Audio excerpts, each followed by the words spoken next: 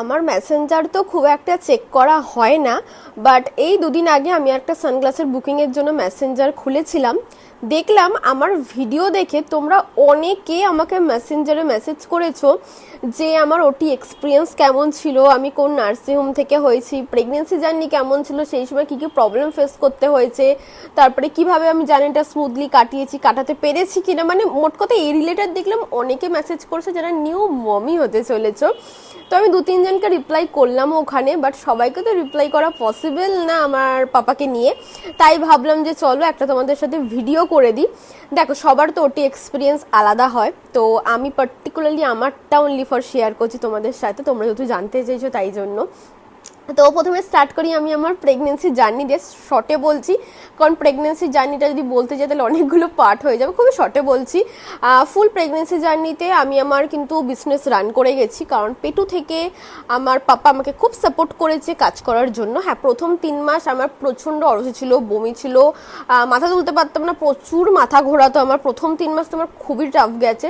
তো সেই সময় আমি খুব কম কাজ করতে পেরেছি, বাট স্টিল আমি করতাম কাজ, আমার নিজেকে মোটিভেট করার জন্য, নিজে পজিটিভ থাকার জন্য আমি করতাম, কারণ কাজকে আমি খুব ভালোবাসি। সেটা করলে আমার মনে হয় যেন আমি পজিটিভ রয়েছি, দ্যাটস ওয়াই। সো তারপরে মোটামুটি 5 মাসের পর থেকে আমি কাজ একদম ঠিকঠাকভাবে করতাম। একদম আমার যেদিনকে ডেলিভারি হয় তার 2 দিন আগে পর্যন্ত আমি কাজ করে সবার পার্সেল ডিসপ্যাচ করে একদম সমস্ত কিছু রেডি রেখেছিলাম। সো এইভাবে গেছে, কারণ আমার পাপা আমার পেটুতে খুব সাপোর্ট করেছে, টাচউড। যাই হোক, তো এবার আসি ওটি এক্সপিরিয়েন্স নিয়ে।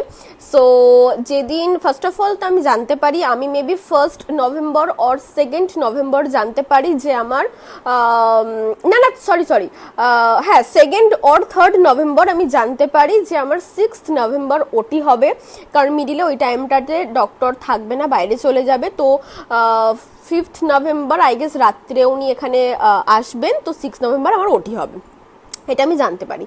তো এটা জানার পরেই আমার মানে বলবো না ভয় কাজ করেছে, আমি কি পরিমাণে এক্সাইটেড হয়ে গেছিলাম যে পেটুতে যে আমাকে এত পরিমাণে খেলা দেখাতো তাকে ফাইনালি আমি দেখতে পাবো।